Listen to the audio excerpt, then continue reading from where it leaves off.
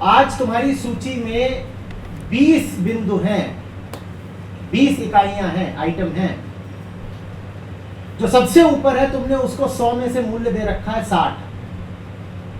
जो सबसे नीचे है उसको तुमने 100 में से मूल्य दे रखा है 5। तो इस तरीके से एक क्रम में, एक डिसेंडिंग ऑर्डर में, व्यवस्था में तुम्हारी सूची रखी हुई है। अगर तुम ईमानदारी से उन्हीं कामों को प्राथमिकता दो जो नंबर 1 पर और नंबर 2 पर हैं, तो तुम्हें फिर कोई ऐसा भी काम मिल जाएगा जो नंबर 1 से भी ऊपर का है।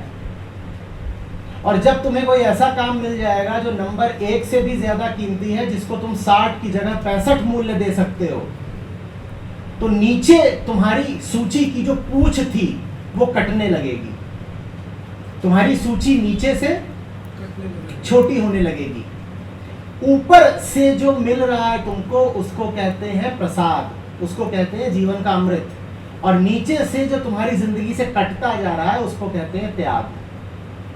तो त्याग ऐसे नहीं होता कि कोई चीज हाथ में थी वो छोड़ दी। त्याग ऐसे होता है कि तुम्हारे पास एक हार्ड डिस्क है जिसकी मेमोरी है इतनी ही, कितनी, मान लो 1 GB, ठीक है, और उसमें तमाम फोल्डर है,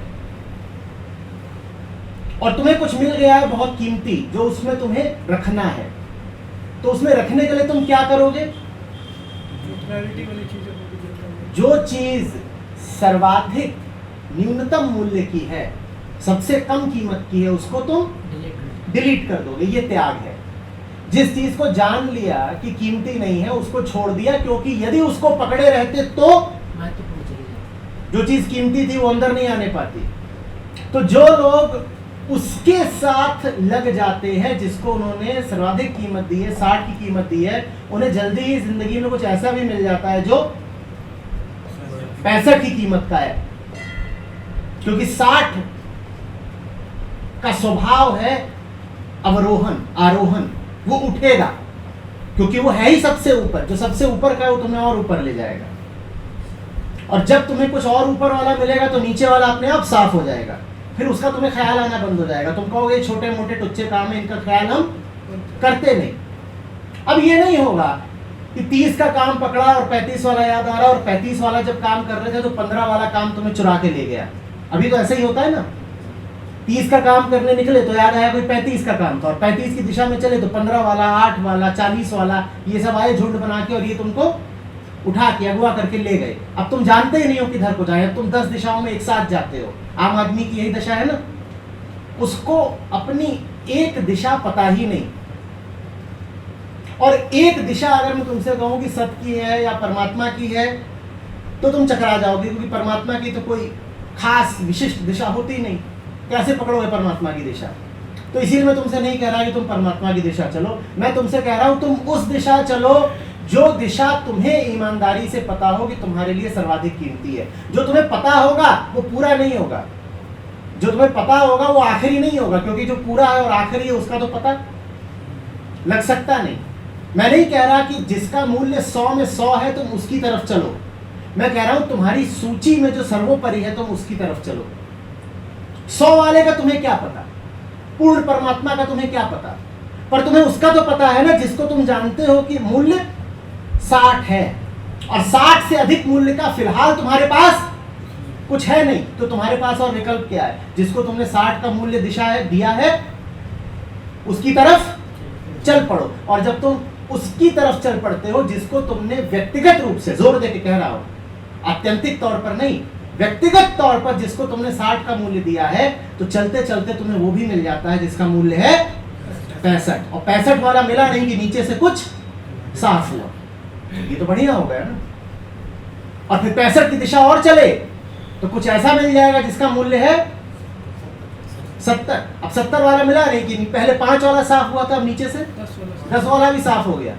अब ये क्या हो रहा है? अब ये हो रहा है कि तुम्हारे जीवन में अब वो भरता जा रहा है जिसका मूल्य ऊंचे से ऊंचा है। तुम्हारे पास अब जो कामों की सूची है, जो श्रृंखला है, उसका औसत मूल्य उठता जा रहा है, क्योंकि जिन चीजों का घटिया मूल्य था वो हट रही हैं और उनकी जगह जो आ रहा है वो बहुत बहुत ऊंची कीमत का है। अब तुम्हारी जिंदगी ही जैसे बेहतर होती जा रही हो, अब तुम्हारे जीवन की गुणवत्ता ही जैसे ऊर्ध्वगामी हो गई हो, हर कदम के साथ तुम्हारी जिंदगी अब चमक रही है, हर कदम के साथ तुम बेहतर होते जा रहे हो। तो रास्ता आसान है ना। तुम्हें नहीं पता करना है कि पारमार्थिक मूल्य किसमें है, एब्सोल्यूट वैल्यू किसमें है, क्योंकि एब्सोल्यूट वैल्यू जिसमें है उसका पता करना हमारे लिए तो असंभव है, हम नहीं पता कर पाएंगे। मैं कह रहा हूं तुम्हें जिसमें कीमत लगती हो, ईमानदारी से, पूरी ईमानदारी से तुम्हें लगता हो कि यही काम करने लायक है, तुम उसमें जी जान से जुट जाओ। अब विचलन नहीं होगा, क्योंकि तुमने काम ही वही पकड़ा है जिसको तुम जानते हो कि कीमती है। तो पहला फायदा विचलन नहीं होगा, दूसरा फायदा 60 का काम करोगे तो 65 मिलेगा, और तीसरा फायदा 65 मिलेगा तो नीचे से 5 वाला अपने आप साफ हो जाएगा। जिसकी जिंदगी में तुम छोटे छोटे काम, छोटे छोटे विचार, क्षुद्र संकट, क्षुद्र ख्याल भरे देखो, उसके बारे में एक बात पक्की जान लेना कि उसकी जिंदगी में क्या नहीं मौजूद है। तो ऊपर वाला मौजूद नहीं है, ऊपर वाला मौजूद नहीं है, तो ये सब छोटी छोटी नन्ही मन्नी चुन्नू मुन्नू ये सब कब्जा किए बैठे, खाली प्लॉट पड़े होते हैं। जब तक उनका मालिक नहीं आता इमारत खड़ी करने, तो कचरा भी आता है और भी कुछ आता है, कोई झुग्गी डाल देता है, कोई चाय का वहां पे खोखा खड़ा कर देता है। तो ये सब क्यों खड़े कर देते हैं, ये सब 5-5, 10-10 मूल्य वाले चीजें क्यों आ जाती हैं? क्योंकि वो आया ही नहीं जो वहां पर बुलंद इमारत खड़ी करता। जब बुलंद इमारत खड़ी होती है तो ये सब अंजू पंजू अपने आप भाग जाते हैं। और बुलंद इमारत का अर्थ ये नहीं होता कि वो इमारत जो सीधे आसमान तक जाती हो। भाई तुम 1 मंजिल का बना सकते हो, 1 मंजिल का बनाओ, तुम 4 मंजिल का बना सकते हो, जितनी तुम्हारी सामर्थ्य है, जितनी अभी तुम्हें लगता है तुम्हारी हैसियत है, उसके साथ तो न्याय करो। तुमने वो जगह खाली क्यों छोड़ रखी है? मैं तुमसे नहीं कह रहा हूं कि तुम वहां पर 10 मंजिली इमारत खड़ी करो, पर तुम 2 कमरे तो बना सकते हो। इतना गरीब और इतना असहाय तो कोई नहीं कि कुछ भी ना बना सकता हो। मैं किस जगह की बात कर रहा हूं? मैं जिंदगी की जगह की बात कर रहा हूं। तुम अपनी जिंदगी में क्या कुछ भी निर्मित नहीं कर सकते? क्या जरा भी सृजनात्मकता तुम में नहीं? क्या कुछ भी खड़ा नहीं कर पाओगे? आसान है ना। जितना खड़ा कर सकते हो उतना ही करो, पर उतना तो करो। Do only as much, but please do as much. उतना ही करो, लेकिन उतना करो जरूर। तुम्हारे साथ समस्या ये नहीं है कि तुम्हें परमात्मा नहीं मिला, तुम्हारे साथ समस्या ये है कि तुम वो काम भी नहीं करते जो सीधे साधे है। तुम वो काम भी नहीं करते जो तुम जानते हो कि ठीक है और करने योग्य है। तुम रोते ये हो कि छक्का नहीं मार पाया, पर हालत तुम्हारी ये है कि तुमने 1 रन भी नहीं लिया जो आसानी से लिया जा सकता था। और तुम छक्के से नीचे की बात नहीं कर रहे। तुम कहते हो परमात्मा मिलना चाहिए, इतनी ऊंची गेंद मारूंगा सीधे ऊपर स्वर्ग में घुसे, उसी को तो बोलेंगे होम रन। पहुंच गई सीधे होम में पहुंच गई, इतनी जोर का मारूंगा। और यहां जानने वाले तुम्हें देख के सर झुन रहे हो, कह रहे हैं अरे भाई तूने गलती ये नहीं करी है कि तू छक्का नहीं मार पाया, तूने गलती ये करी है कि तू 1-2 रन भी नहीं लेता, और 1-2 रन लेने की हैसियत तो है ना तुम्हारी। तो सबसे आग्रह है, विनती है कि उतना तो करो जितना कर सकते हो। तुमसे कोई नहीं कह रहा कि तुम संसार त्याग दो और शरीर सुखा लो और धूनी रमा लो। आध्यात्मिकता में ये सब खूब सुनने को मिलता है ना। वो खाना छोड़ दिए, वो नहाना छोड़ दिए, उल्टे टंग गए,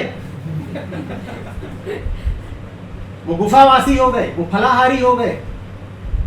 ये सब करने को कौन कह रहा है? लेकिन जिन कामों को तुम जानते हो ठीक, उनसे मुंह मत चुराना। और यही हमारा अपराध है। वो छोटे छोटे काम जो हमें पता है कि ठीक हैं, हम उन्हें भी नहीं करते। तुम्हें पता है तुम्हें कितने बजे उठना चाहिए, तुम नहीं उठते। तुम कहते हो ये तो 1 रन वाली बात है, 1 रन नहीं मिला तो क्या फर्क पड़ता है? ये 1 रन करके तुमने न जाने कितने ओवर गंवा दिए। बूंद बूंद से यदि घड़ा भर सकता है तो बूंद बूंद से घड़ा खाली भी हो सकता है। तुम्हारा घड़ा ऐसे नहीं खाली हुआ है कि कोई आकर के उसको फोड़ गया। तुम्हारा घड़ा ऐसे खाली हुआ है कि तुमने प्रतिदिन 2 बूंदे 4 बूंदे गंवाई हैं। तुम जरा जरा करके हार रहे हो। तुम ऐसे नहीं हार रहे हो कि कोई आया और तुम्हारा सर कलम कर गया। तुम ऐसे हार रहे हो कि तुम्हारे घाव है, जिन घावों से खून निरंतर रिस रहा है, बहुत ज्यादा नहीं पर बूंद बूंद, और बहा जा रहा है, बहा जा रहा है। तुम उन घावों की परवाह करने को राजी नहीं, तैयार नहीं। तुम ये कहते हो थोड़ा सा ही तो गिर रहा है। तुम ये नहीं देखते कि थोड़ा सा गिर रहा है लेकिन प्रतिपल गिर रहा है। तुम्हें समय की ताकत का अंदाजा नहीं। तुम छोटी ही गलतियां कर रहे हो पर बहुत सारी छोटी छोटी गलतियां कर रहे हो। इसीलिए फिर तुम्हें जब सजा मिलती है तो तुम हक्के बक्के रह जाते हो। तुम कहते हो मैंने कौन सी बड़ी गलती कर दी जो मुझे सजा मिल गई। तुम्हें ये समझ में नहीं आता कि तुमने कोई बड़ी गलती नहीं करी है, पर तुम लगातार लगातार लगातार छोटी गलतियां करने से बाज ही नहीं आ रहे। तुम मान ही नहीं रहे। छोटी गलतियां जिंदगी को नर्क बना सकती हैं और छोटे छोटे सही कदम तुम्हें स्वर्ग भी पहुंचा सकते हैं। ये एक छोटा सा सही कदम है। इसका आग्रह किया कि जो जानते हो कि ठीक है अब उससे पीछे मत हटना, और तुम्हें जो पता है कि ठीक है वो कोई बहुत बड़ी बात नहीं होगी, वो कोई आखिरी बात नहीं होगी। इसीलिए जब उस पर चलोगे तो उससे बेहतर कुछ पता चलेगा। विनम्रता से स्वीकार कर लेना कि 60 का मूल्य की चीज पता थी, ये लो अब 65 के मूल्य की चीज भी पता चल गई। पर जब तक 65 की चीज नहीं पता चल रही तब तक तुम 60 वाली चीज को ही भगवान मानो अपना। जब 65 आएगा तब देखा जाएगा, उसके इंतजार में मत खड़े रहना। अभी तो तुम्हें जो पता है कि सर्वाधिक कीमती है उसको ही ईश्वर जान के पूजो, पर इस ईश्वर को बदलने को तैयार रहना। ये 60 वाला ईश्वर कहीं तुम पे कब्जा न कर ले। जब 65 वाला मिले तो तुरंत 65 वाले को पकड़ लेना। इतनी विनम्रता रखना, इतना लोच रखना, ठीक है।